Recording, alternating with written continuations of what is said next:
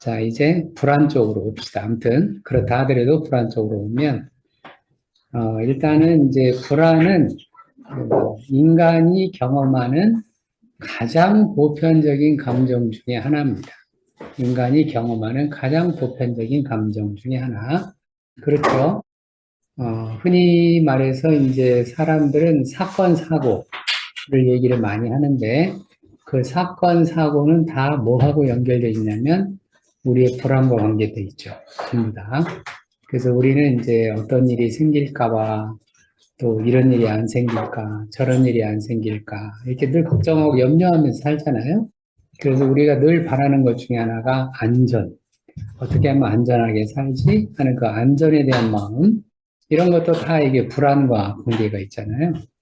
오직에서는 아브라함 메슬로우가 우리의 욕구 5단계 중에 두 번째 단계가 안전 욕구잖아요. 그럼 일단 먹고 사는 게 해결이 되어지면, 그 다음에 우리는 자연스럽게 어떻게 하면 안전하게 살 건가. 그런 쪽으로 벌써 우리의 욕구가 넘어간다. 아브라함 메슬로우가 그런 얘기를 하고 있잖아요. 그런 것처럼 사람은 이 불안에 대해서는 아주 보편적으로 뭐 누구나 할 것 없이 사람은 누구나 다 할 것 없이 사람만 그런 건 아니죠. 동물들도 마찬가지죠. 동물들도 이게 불안해서 막 이리 뛰고 저리 뛰고 우리가 왜 KBS에 보시면은 동물의 왕국 있잖아요.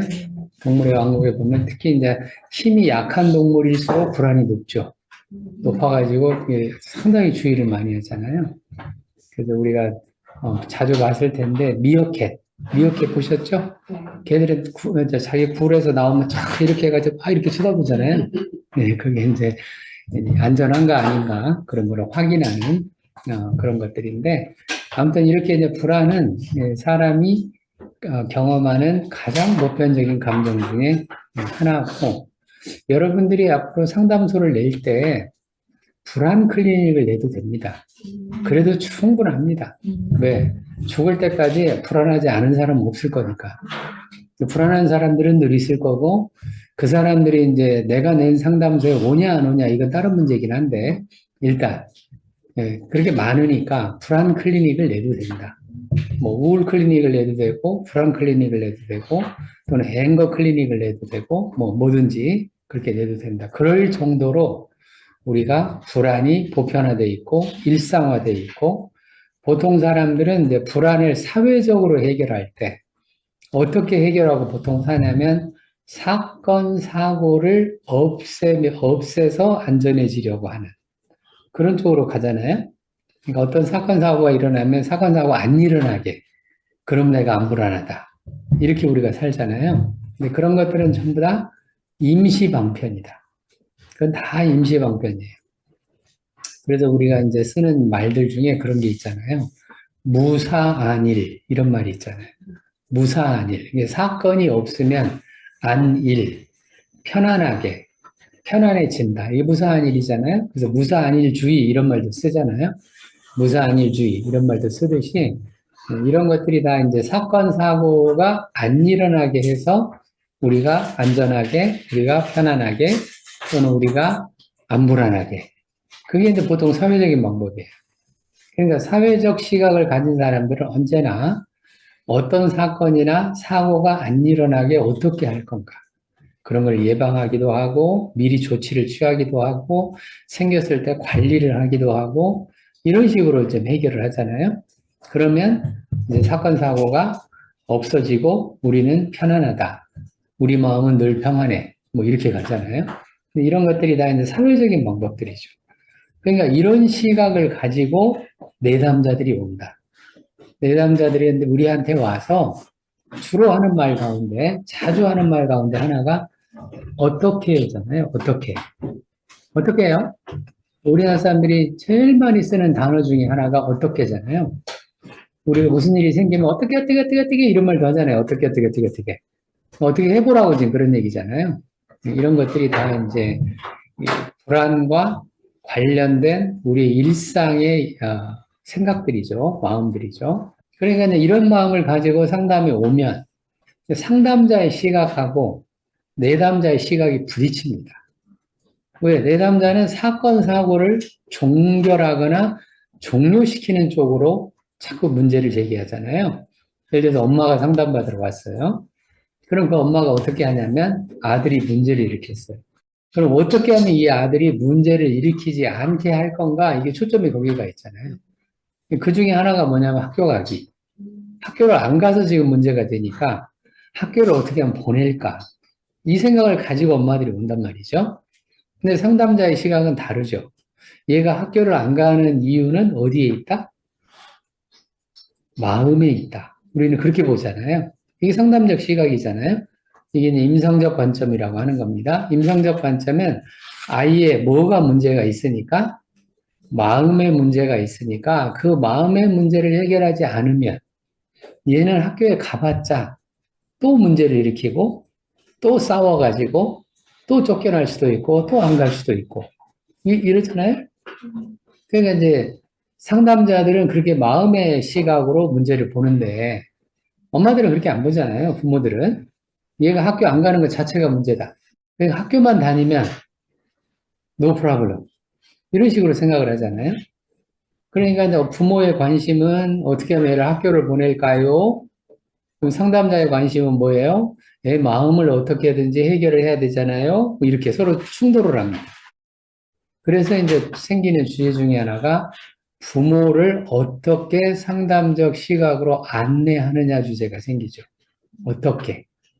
그러니까 이런 사건이나 사고적인 관점에서 불안을 보려거나 문제를 보려거나 이런 게 아니라 마음을 가지고 어떻게 문제를 볼 것인가, 사건을 볼 것인가, 이런 시각으로 넘어가게. 이런 것이 이제 상담 초기에 특히 이제 부모가 상담받으러 왔을 때 자식 문제 때문에 상담받으러 왔을 때 중요한 주제 중에 하나로 등장을 합니다. 이런 건 부모 자녀 관계만 그런 게 아니죠. 부부 간의 관계도 마찬가지죠. 예를 들어서 여자가 상담받으러 왔어요. 근데 이 사람이 부인이에요. 아내예요. 근데 보니까 남편이 문제를 일으켰다고 전화가 왔어요, 지금. 전화 왔잖아요. 남편이 문제 일으켰다고. 그러면 이제 아내는 시각이 어떤 시각을 가지고 있냐면 이 남편의 문제를 어떻게 잡을 거냐. 남편의 문제가 뭐다? 여러 문제가 있을 수 있죠. 술 문제도 있을 수 있고, 또 폭력 문제도 있을 수 있고, 때로는 바람 문제도 있을 수 있고, 뭐 여러 가지 문제가 있을 수 있잖아요. 그럼 어떻게 하면 이 사람을 바람을 안 피게 할 건가? 라고 또 전화가 왔네요. 여기저기 바람 피는 사람들이 많은가 봐요. 또 전화가 왔어요. 시각이 그쪽에 가 있잖아요. 그래서 남편이 바람 안 피게 하는 방법 중에 하나로 뭐를 택하냐면은 상대방 여자를 또 찾아갑니다. 찾아가가지고 어떻게 하면 그 여자를 혼내서 띄워놓게 할 건가. 그런 식으로 우리 많이 하잖아요. 근데 그 드라마에 자주 나오잖아요. 그렇게 찾아갔더니 그 여자가 뭐라고 얘기를 해요? 네가 그러니까 네 남편이 나한테 왔다. 이런 얘기를 하잖아요. 안 들으셨어요? 드라마에 자주 나오잖아요. 뭐라고요? 자주 나와요. 여기 자주 나오잖아요, 그렇게. 그냥 갔다가 챙피만 당하고 다시 오잖아요. 왜 그러냐, 이걸 사건적으로만 보니까 그러는 거예요. 그러니까 이렇게 사건적으로만 보면 우리의 불안을 해결할 길이 없는 거예요. 해결할 길이 없죠. 우리는 무한 루프에 들어갑니다.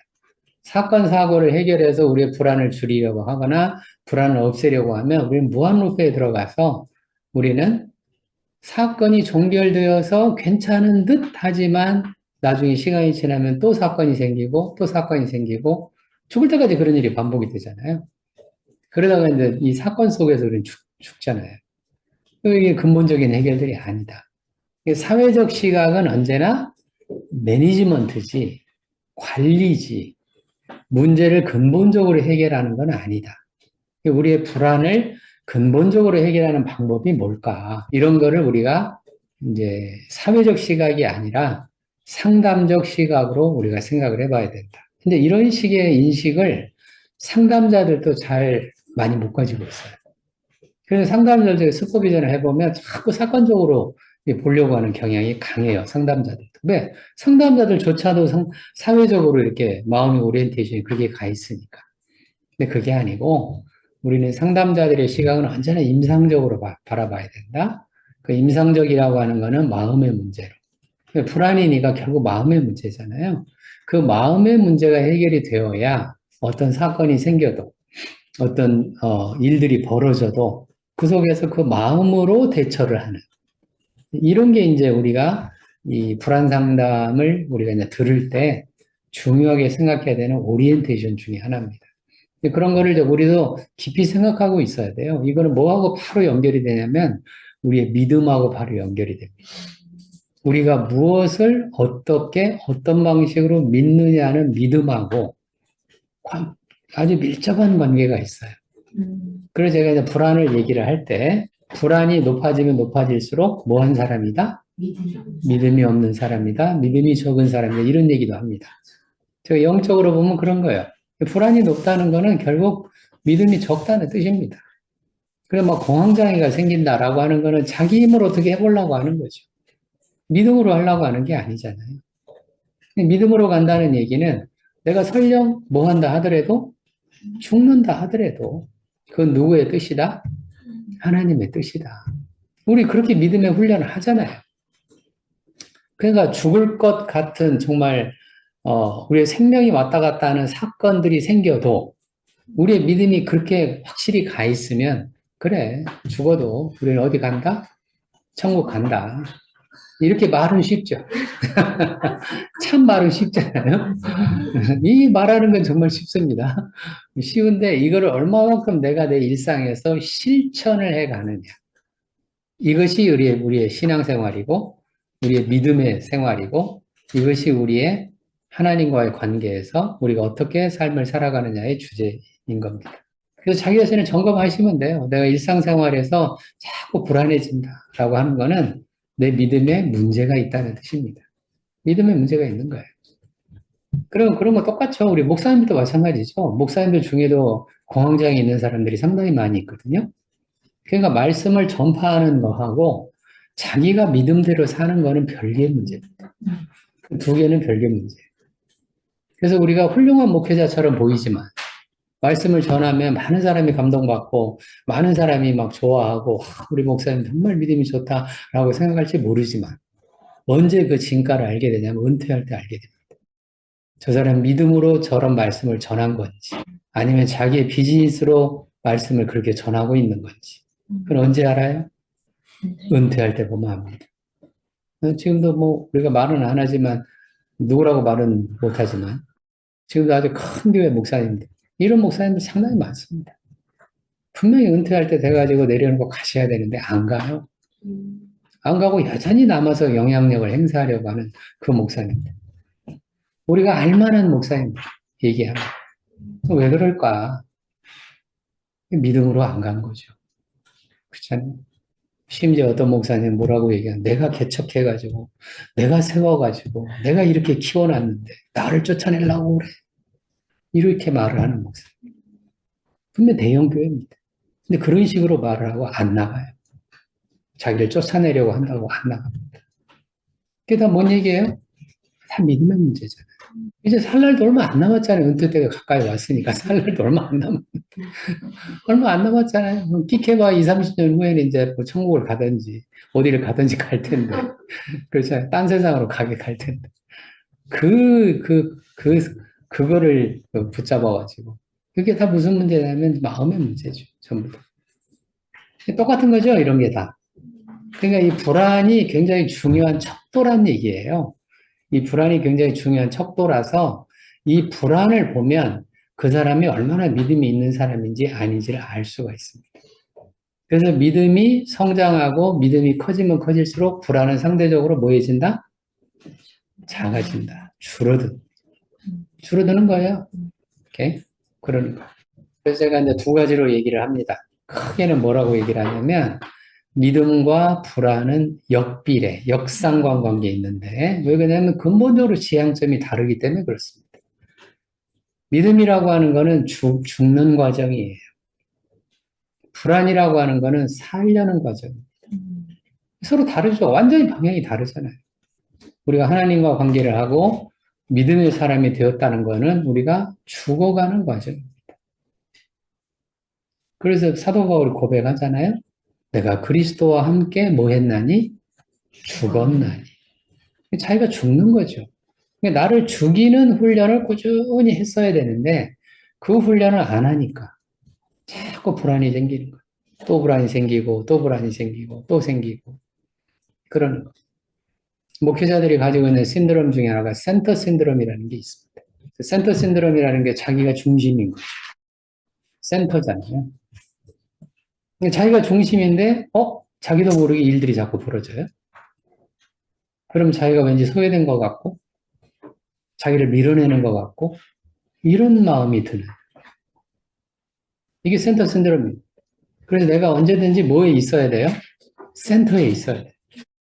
그러니까 모든 거는 다 나를 통해서 이루어져야 돼요. 나를 통해서. 모든 게 나를 통해서 이루어져야 된다는 게 무슨 말이냐면, 자기를 통하지 않고서는 뭔가를 하면 안 되는 거예요. 물론 이제 리더십이라고 하는 공동체 입장에서는 필요한 거는 맞아요. 그게 필요한 거는 맞습니다. 공동체 유지를 위해서 필요한 거는 맞아요. 맞지만 그게 내 불안 때문에 내가 왠지 소외당하는 느낌 때문에 내가 이런 걸 자꾸 하려고 한다? 라고 하면 이런 사람들은 믿음의 사람들이 아닙니다. 통제하고 지배하면서 자기의 영향력을 행사하려고 하는 사람들. 목회자만 그런 게 아니죠. 일상 이런 사람들이 얼마나 많습니까? 수없이 많죠. 우리는 나를 통해서 이루어지는 게 아니라 하나님을 통해서 이루어지잖아요. 그 하나님이 우리한테 말씀하시고 그 말씀하시는 내용을 내가 전달하면서 공동체가 유지가 되고 이래야 되잖아요. 이래야 되는데 그게 아니고 우리는 자꾸 내 불안 때문에 나를 소외시켜? 나를 배제시켜? 그럴 수가 없어? 뭐 이렇게 가는 사람들. 이런 사람들은 이제 이 마음에 여전히 불안이 많은 사람이라는 뜻입니다. 그래서 우리는 믿음의 사람이라고 할 때는 자꾸 놓는 훈련, 죽는 훈련, 내가 없어도 된다, 내가 아니어도 된다, 하나님이 하시겠지. 이 믿음의 훈련을 꾸준히 해나가는